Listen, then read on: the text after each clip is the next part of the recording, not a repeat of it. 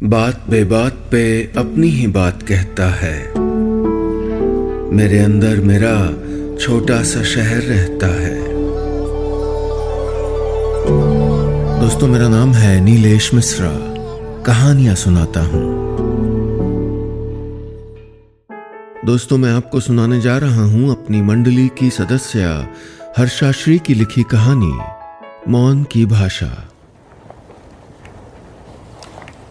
हाथ पैर सलामत हैं अभी हमारे।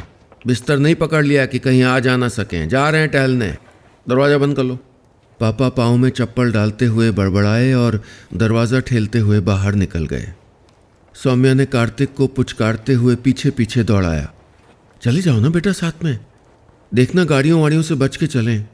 प्लीज़ बेटू, प्लीज़ तो कहना ही था।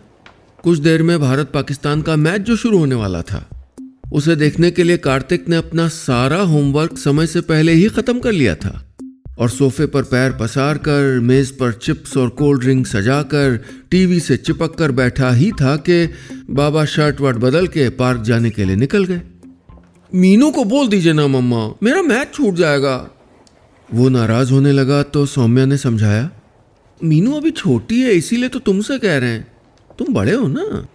बाबा समझते क्यों नहीं है? आज टहलने ना जाते तो क्या चला जाता उनका। अच्छा खासा प्लान बेकार हो गया। आप बोल रही थी तो उनको सुनना चाहिए था ना। कार्तिक ने झुंझलाते हुए चार्जर से मोबाइल निकाला और पैर पटकते हुए उनके पीछे चला गया। पीछे रह गई सौम्या और उसके कानों में गूंजते शब्द। सुनना चाहिए था ना। कैसे सुनते वो? और अगर सुन सकते तो इस रोक टोक की जरूरत क्यों पड़ती भला? सौम्या ने एक गहरी सांस ली और मिक्सी में प्याज टमाटर डालकर स्विच ऑन कर दिया। घर की आवाज के साथ जार के भीतर उसके ब्लेड घूमने लगे। मोबाइल में चल रही जगजीत सिंह की मखमली आवाज मिक्सी के कर्कश स्वर में खो गई। पिछले कुछ समय से पापा हल्का सा ऊंचा सुनने लगे थे। घर में सब नॉर्मल आवाज में कुछ भी बोलते तो वो क्या कहा, थोड़ा ठीक से बोलो ना जैसी बातें कहने लगते। फिर जोर से बोलना पड़ता। टीवी का वॉल्यूम भी 3-4 पॉइंट ज्यादा रखते। सौरभ की पोस्टिंग इस वक्त इम्फाल में है और वो छुट्टी पे घर आया हुआ था। उसने कई बार कहा, आप थोड़ा ऊंचा सुनने लगे हैं पापा, एक बार ENT स्पेशलिस्ट को दिखा लेते हैं। मैं अपॉइंटमेंट ले लेता हूँ। अभी मेरी छुट्टियाँ हैं, ठीक से हो जाएगा ट्रीटमेंट। तो पापा ने मना कर दिया। अरे भाई, मैं कोई ऊंचा ऊंचा नहीं सुनता हूँ। कभी कभी ध्यान इधर उधर हो जाता है, बस बेकार परेशान हो रहे हो। अरे कुछ नहीं, उम्र हो रही है बस। 1-2 बार और उनको समझाने की कोशिश की गई पर उन्होंने मना कर दिया। दरअसल उनको डॉक्टर और दवाइयों से बड़ी एलर्जी थी। कुछ उनकी लाइफस्टाइल भी ऐसी थी कि कभी कभी के सर्दी जुकाम को छोड़ दें तो वो बिल्कुल स्वस्थ थे और इस बात पर बड़ा नाज था उनको। 65 बरस की उम्र में भी केवल इक्के दुक्के बाल ही सफेद हुए। अरे उनसे ज्यादा तो सौरभ और सौम्या के बालों में चांदी झलकने लगी है। उस वक्त डॉक्टर को दिखाने की बात आई गई हो गई, लेकिन एक रात उनके कान में अचानक असहनीय दर्द हुआ। इतना कि पहली बार उन्होंने खुद अस्पताल चलने की बात कही, लेकिन इतने दिनों की लापरवाही भारी पड़ गई थी। अब उन्हें कुछ भी सुनाई नहीं दे रहा था। टेस्ट वगैरह के बाद डॉक्टर ने बताया कि अगर पहले इलाज हुआ होता तो हियरिंग एड से वो सुन सकते थे, लेकिन अब कुछ नहीं हो सकता। अब उनको आगे की सारी उम्र बगैर आवाज़ों के बितानी होगी। 2 दिन तक अस्पताल में रहने के बाद जब वो वापस आए तो एकदम बदल गए थे। सौरभ भी काफ़ी परेशान था। उसी समय आप बात मान लेते तो कम से कम हियरिंग एड से तो सुन पाते। ठीक है भैया, आप बिल्कुल फिट हैं, लेकिन शरीर भी तो मशीन ही है ना। कभी कोई कल पुर्जा ढीला भी तो हो सकता है। इतनी बार कहा डॉक्टर को दिखा लेते हैं। गलती मेरी भी है। आपकी बात सुननी नहीं चाहिए थी मुझको। ज़बरदस्ती ले जाता तो अच्छा होता। सौम्या महसूस कर रही थी उसकी छटपटाहट, और पापा की भी, जो भले ही आवाज़ नहीं सुन पा रहे थे लेकिन चेहरे के भाव तो सारे समझ ही रहे थे। उसने टोका, तुम पापा पर गुस्सा कर रहे हो लेकिन वो कुछ सुन तो पा नहीं रहे ना। पहले ही इतना अपसेट हैं, अब और कुछ तो मत कहो उनको। कार्तिक और मीनू कुछ समझ नहीं पा रहे थे। बाबा, आपको कभी कुछ सुनाई नहीं देगा? मीनू ने उनसे पूछा तो उन्होंने क्या कहा का इशारा करते हुए हाथ हिला दिए। उसने दोबारा जोर से चिल्लाकर फिर से पूछा, मेरी आवाज सुनाई दे रही है? वो वैसे ही अबूझ भाव से बैठे रहे। बेटा, बाबा के कान में कुछ प्रॉब्लम हो गई है, वो सुन नहीं पाएंगे। जो कहना है इशारे से कहना, ठीक है? सौम्या ने बच्चों को समझाया। बच्चे कुछ समझे, कुछ नहीं और खेलने चले गए। रात हो गई थी। पापा ने चुपचाप खाना खाया और सोने चले गए। ये समय बच्चों के स्कूल के किस्से सुनने और उनके साथ लूडो, कैरम वगैरह खेलने का था, लेकिन आज सन्नाटा था। इस वक्त सौम्या को अपनी सासू माँ की कमी बहुत महसूस हो रही थी। आज वो होती तो पापा को संभाल लेती शायद। 5 साल हो गए थे मम्मी को गए। उनसे बिछड़ने की पीड़ा को पापा ने पोते पोती की गलबहियों और संगीत सीखने आने वाले बच्चों के सहारे ही सहा था। वो एक बहुत अच्छे स्कूल में म्यूजिक टीचर रहे थे और म्यूजिक उनकी जिंदगी का अहम हिस्सा था। रिटायर होने के बाद भी उनका रियाज छूटा नहीं था। 2 साल पहले उन्होंने पड़ोस के कुछ बच्चों को हारमोनियम सिखाना शुरू किया था। धीरे धीरे और बच्चे आने लगे और शाम 4 से 5 बजे तक घर संगीत के सुरों और गुरु शिष्य की आवाज़ों से गूंजने लगा। ऐसे नहीं परवीन, देखो इधर इधर इधर, तबले की चांटी पर आवाज़ होनी चाहिए धा की। तुम्हारी उंगली से आवाज़ नहीं निकल रही है। तारा बेटा, चलो फिर से कोशिश करेंगे, बिना रुके बजा के दिखाना है। ओके, वेरी गुड अंकित। बच्चों क्लैपिंग करो अंकित के लिए, बहुत अच्छा बजाया, सारे जहां से अच्छा। मीरा, तुम्हारी बारी बेटा। सौम्या को याद है शुरू में जब पापा ने बच्चों को सिखाने का विचार किया था तो उसे और सौरभ को आइडिया कुछ खास पसंद नहीं आया था। सौरभ ने तो उन्हें समझाया भी था, पापा आपका तबला हारमोनियम देख के आ रहे हैं ये बच्चे, इन्हें पता नहीं है हर दिन कितना रियाज करना पड़ता है, 2 दिन से ज़्यादा टिकेंगे नहीं है।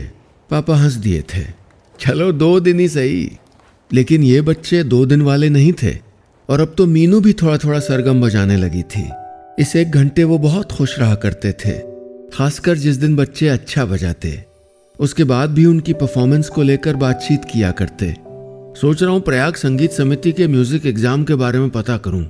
बच्चे अगर एग्जाम क्लियर करते जाएंगे ना तो इस फील्ड में आगे बढ़ सकते हैं।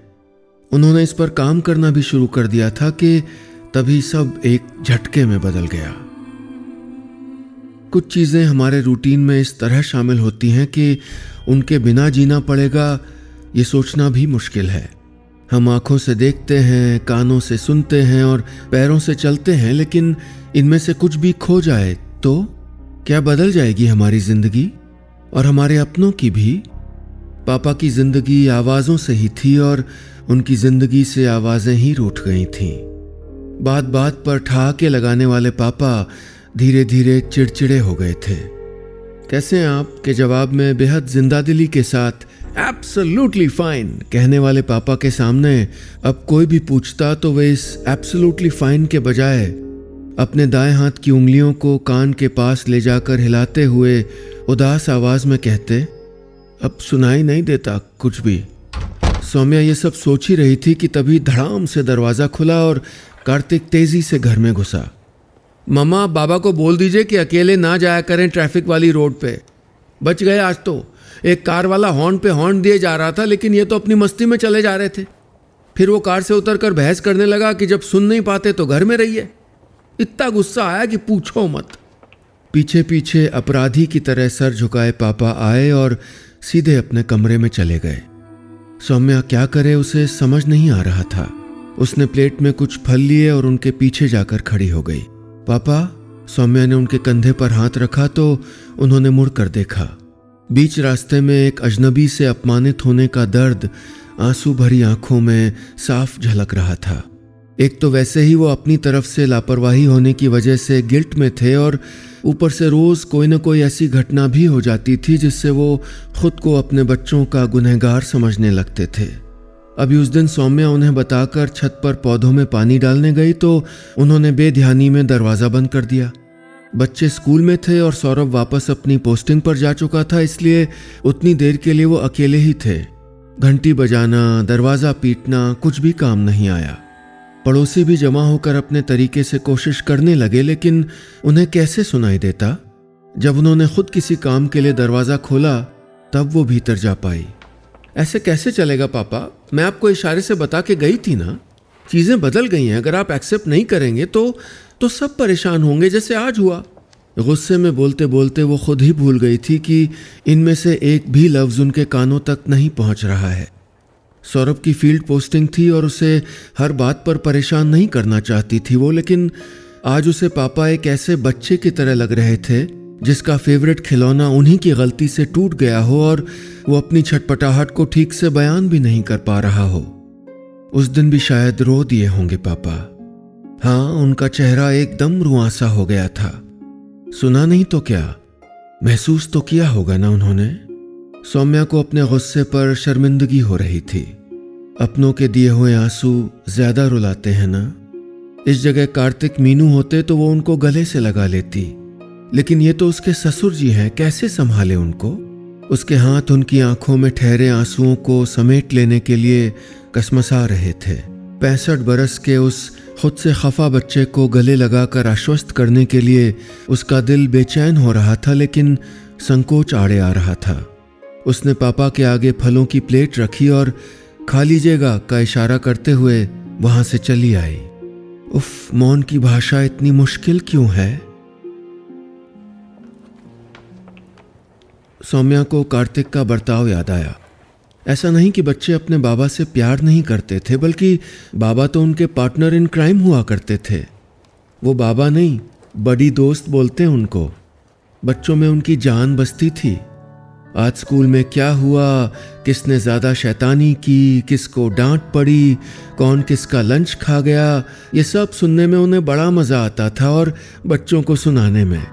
गप, चुटकुले, पहेलियाँ और सबसे बढ़कर सौरभ के बचपन की शैतानियाँ वो बच्चों को खूब रस ले लेकर सुनाते, खासकर जब वो छुट्टियों में घर आया होता।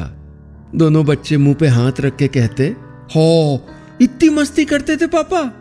और सौरभ झूठ मूठ का गुस्सा होता, मेरी सारी पोल तो आपने खोल के रख दी पापा, अब मैं इनकी बदमाशी पे डांट भी नहीं पाता। अब बच्चे अपनी दुनिया में व्यस्त होने लगे हैं जिसमें उनके बड़ी दोस्त की पहले वाली जगह खो गई है। कभी कभी पापा आवाज लगाते हैं, किट्टू मीनू आज क्या हुआ स्कूल में, तो वो आकर कुछ पल रुकते हैं, फिर उंगलियों के इशारे से कुछ खास नहीं कहकर खेलने भाग जाते हैं। उनके खेलकूद और गप गोष्ठियों में वो हौले हौले हाशिए पर आ गए हैं। उस रात सौम्या सुबह से अब तक सुनी गई तमाम आवाज़ों की गिनती करती रही। भोर में चिड़ियों की चहचहाहट, दूध वाले का कॉल बेल बजाना, बच्चों के स्कूल जाने का शोर शराबा, कुकर की सीटी, सड़क पर आती जाती गाड़ियों की आवाज़, इतनी सारी आवाज़ें, लेकिन पापा से सारी आवाज़ें नाराज़ हो गई हैं। सारे सुर खफा हो गए हैं, शायद कभी न मानने के लिए। उसने अपने कानों को छू कर देखा, फिर खामोश पापा की तरफ नजरें उठाईं। उनके कानों से ऐसा क्या छिन गया है कि अब उनकी अहमियत चश्मा टिकाने से ज्यादा कुछ नहीं रह गई है। तभी मोबाइल की घंटी बजी। सौरभ की वीडियो कॉल थी। यहां से दूर है तो क्या, मन तो यहीं अटका है उसका। रोजमर्रा की 4 बातें की उसने, फिर रोज की तरह ही कहा, जरा फोन पापा के पास ले जाना, देखूं आज बात करते हैं क्या। लेकिन रोज की तरह ही पापा उसे स्क्रीन पर देखकर एकदम हल्का सा मुस्कुराए और बोले, हमें तो सुनाई नहीं देगा, तुम ही लोग बातें कर लो। सौरभ का मन फिर से बुझ गया। सौम्या ने दिलासा दिया, थोड़ा टाइम दो उनको, सब ठीक होगा। इस बीच बच्चे 2-3 बार क्लास करने आए, लेकिन पापा ने उन्हें वापस भेज दिया। सॉरी बच्चों, अब जब सुनाई नहीं देता तो सिखाऊंगा क्या। उनकी जिंदगी के आसमान से एक नन्हे से सपने का टिमटिमाता हुआ सितारा टूट कर गिर गया है। सौम्या को बहुत दुख होता है उनके लिए। इतना करीब तो वो शायद अपने सगे पिता से भी नहीं होगी जितना अपने ससुर जी से है। वो यही सब सोच रही थी कि तभी उसे याद आया, सोसाइटी में नए साल का प्रोग्राम होना है। पापा ने बड़े उत्साह से अपने शिष्यों का नाम दिया था और जोर शोर से तैयारी में लगे हुए थे। बस अब बहुत हो गया, बच्चों और संगीत दोनों से रूठना अब नहीं चलेगा, और बच्चों का बाबा से छिटके रहना भी नहीं चलेगा। कार्तिक, मीनू, जरा इधर आना तो, उसने आवाज लगाई। तुम्हारे दोस्त बड़ी उदास हैं इतने दिनों से और तुम लोगों को कोई फर्क नहीं पड़ रहा है। कैसे दोस्त हो जी तुम लोग। कार्तिक ने सफाई दी, वो सुन ही नहीं पाते तो क्या बात करें, हम लोगों को समझ में ही नहीं आता। तुम्हें पता है उन्हें कैसा लगता होगा। आज तुम लोगों ने जितनी आवाज़ें सुनी, अगर ना सुन पाते तो सोचो ज़रा, और सुन नहीं पाते तो क्या, बोलते तो हैं। अब मैं नहीं बताऊंगी कुछ, तुम लोग सोचो क्या कर सकते हो उनके लिए, सौम्या ने कहा और वहां से चली गई। बच्चों को शायद बात कुछ कुछ समझ आ गई थी। वो अपने बडी को खुश करने की कोशिश कर रहे थे, उनके साथ बैठते और इशारों में बात करने की कोशिश भी करते। पापा खुश भी थे, उन्हें किस्से कहानियां भी सुना रहे थे, लेकिन कुछ मिसिंग था। स्कूल से बच्चों के आने का समय हो रहा था।